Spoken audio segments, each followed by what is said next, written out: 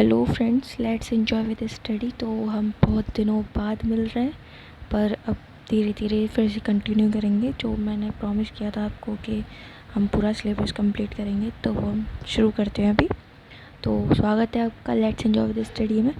तो अभी हमारा जो चैप्टर था जॉइंट इनटू फैमिली बिजनेस, उसका लास्ट टॉपिक हमारा रह गया था limitation of joint into family business. तो वो आज हम कंप्लीट कर लेंगे। देन हमारा जो चैप्टर है जॉइंट इनटू फैमिली बिजनेस वो कंप्लीट हो जाएगा। अगर किसी को भी क्वेरी हो तो वो आसानी से पूछ सकते हैं मेल में, कमेंट में। ओके, तो कोई भी दिक्कत हो तो प्लीज़ मुझसे पूछिएगा ज़रूर, ठीक है। तो हम पढ़ लेते हैं limitation of joint into family business. तो फर्स्ट जो इसकी लिमिटेशन है वो लिमिटेड रिसोर्स है। तो जैसा कि लिमिटेड रिसोर्स है, ये आपको समझ में आ गया होगा कि ये एक मतलब फैमिली होती है जो कि पीढ़ी दर पीढ़ी मतलब अपनी बिज़नेस को करते जाते हैं। तो इनको बस अपनी पीढ़ी का बिज़नेस संभालना होता है। अगर मतलब इंटरेस्ट नहीं होता है तो ये कंपटीशन में उतरना मतलब कम ही चाहते हैं। तो इसमें रिसोर्स जो है वो लिमिटेड होते हैं, इसलिए जो इनकी जो पावर है कंपटीशन की वो कम हो जाती है। और these factor also become a hindrance in the development of business. और ये क्या है, एक छुपे हुए कॉजेज़ कह सकते हैं कि इस वजह से क्या है, ये एक लिमिटेड रिसोर्स होते हैं, इस वजह से क्या है ये कंपटीशन नहीं कर पाते हैं, ठीक है। और इनका जो बिज़नेस है वो लार्ज स्केल पे भी कम जा पाता है, क्योंकि बहुत सारी लिमिटेशंस होती हैं जो कि हम धीरे धीरे पढ़ेंगे। जो कॉज होते हैं किसी किसी का आगे भी जाता है, ऐसा नहीं कि सबका ही जाता है, पर ये कुछ लिमिटेशंस हैं जो कि पॉसिबिलिटीज़ होती हैं कि हो भी सकता है और नहीं भी हो सकता है, ठीक है। सेकंड हमारी लिमिटेशन है लिमिटेड मैनेजरियल स्किल।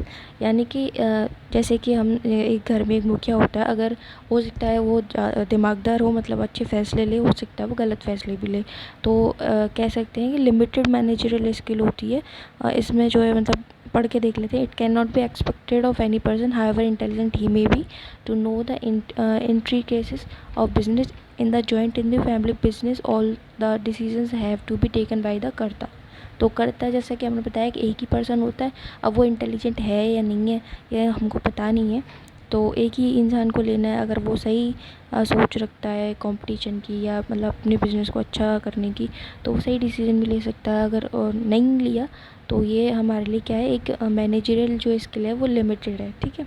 तो ये भी हमारी क्या है, एक लिमिटेशन हुई। थर्ड है हमारा अनलिमिटेड लायबिलिटी। तो जो रिस्पॉन्सिबिलिटी होती है कर्ता की बिज़नेस में, तो क्या है कि अनलिमिटेड लायबिलिटी ऐसे हो जाती है कि वो एक ही के उसमें डिसीजन पावर की जो पावर होती है कि मतलब जो डिसीजन ले सकता है वो एक ही पर्सन ले सकता है, तो वो कर्ता होता है। तो इस वजह से ये अनलिमिटेड हो जाती है, जो कि डिसीजन कभी कभी देर से लिया जाए या फिर जो कि अननेसेसरी लिया जाए तो वो गलत भी साबित होता है, ठीक है।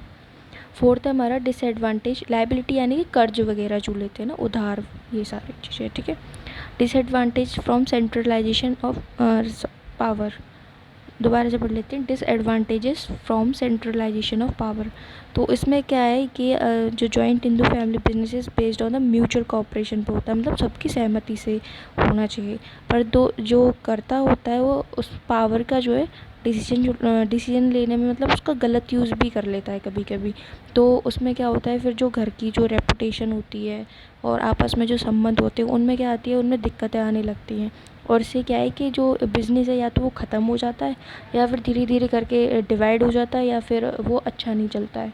तो ये एक तरीके से कह सकते हैं कि सेंट्रलाइजेशन पावर का जो है यहाँ पे डिसएडवांटेज है। मतलब कि सेंट्रलाइजेशन मतलब कि जो एक मुखिया है, ठीक है, पूरे बिज़नेस को जो एक पर्सन है जिसको डिसीजन लेने की पावर है, अगर उसने कोई गलत डिसीजन ले दिया या फिर किसी को देख के नहीं लिया, सिर्फ अपने बारे में सोच के लिया, या फिर किसी पावर का उसने गलत यूज़ उठाया, तो उससे क्या जो अदर फैमिली मेम्बर्स होते हैं उनके मन में थोड़ा सा मनमुटाव आ जाता है, जिससे कि काफ़ी चीज़ें मतलब दिक्कतें आती हैं, ठीक है। फिफ्थ है हमारा lack of cooperation from members. तो इसमें क्या होता है कि generally it has been observe that the members of the family are interested in increasing their individual property rather than taking care of the joint in the family business.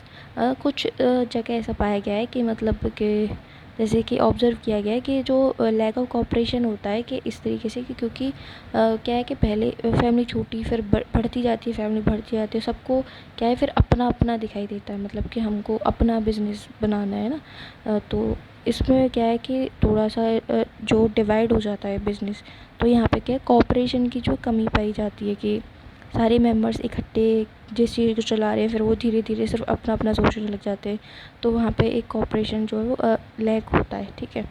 तो यहाँ पे ये भी इसकी क्या है, एक कह सकते हैं कि lack of cooperation from members is the limitation of joint in the family business. तो हमारी जो लिमिटेशन है वो हो चुकी हैं और चैप्टर भी हमारा फिनिश हो चुका है। आई होप आपको समझ में आएगा, बहुत दिन बाद आए, शुरुआत कर रहे हैं, अच्छे से होएगी शुरुआत, मतलब हुई है वैसे। फिर भी आपको कोई दिक्कत हो तो आप प्लीज़ कमेंट में डालिएगा, और कोई भी वीडियो में कोई दिक्कत हो या फिर आवाज़ में या विजुअल मतलब दिखने में, बोलने में, किसी में भी कंटेंट में, तो प्लीज़ आप बताइएगा, मैं चेंजेस ज़रूर करूँगी, ठीक है। तो थैंक यू फॉर वॉचिंग।